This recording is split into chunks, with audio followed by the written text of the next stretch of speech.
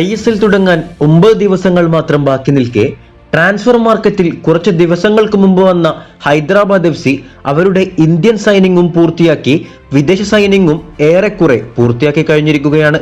Transfer window close ചെയ്യാൻ 5 ദിവസങ്ങൾക്ക് മുന്നേ സ്പോൺസറെ കണ്ടെത്തിയ ഹൈദരാബാദ് FC ട്രാൻസ്ഫർ വിൻഡോയിൽ വെറും ഒരാഴ്ച കൊണ്ടാണ് അവരുടെ ഇന്ത്യൻ സൈനിങ് മുഴുവനും പൂർത്തിയാക്കിയത്.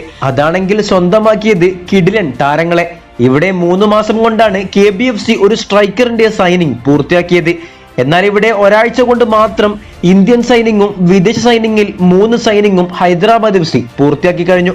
കൂടാതെ ബ്ലാസ്റ്റേഴ്സ് നോട്ടമിട്ട ഡിഫൻസീവ് മിഡ്ഫീൽഡർ ലെനി റോഡ്രിഗസിനെയും ഹൈദരാബാദ് FC സ്വന്തമാക്കിയിട്ടുണ്ട്. ബ്ലാസ്റ്റേഴ്സിന് പിന്നെ നോക്കാനല്ലേ അറിയുള്ളൂ, സൈൻ ചെയ്യാൻ അറിയില്ലല്ലോ പാവങ്ങൾ.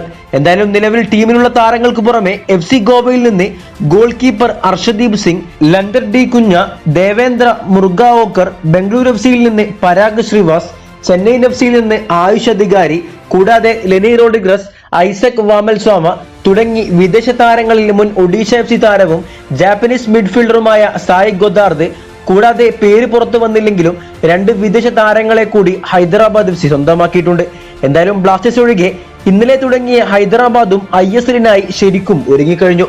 വീഡിയോ അവസാനിക്കുന്നു. കൂടുതൽ കേരള ബ്ലാസ്റ്റേഴ്സ് ISL വാർത്തകളുമായി അടുത്ത വീഡിയോയിൽ കാണാം.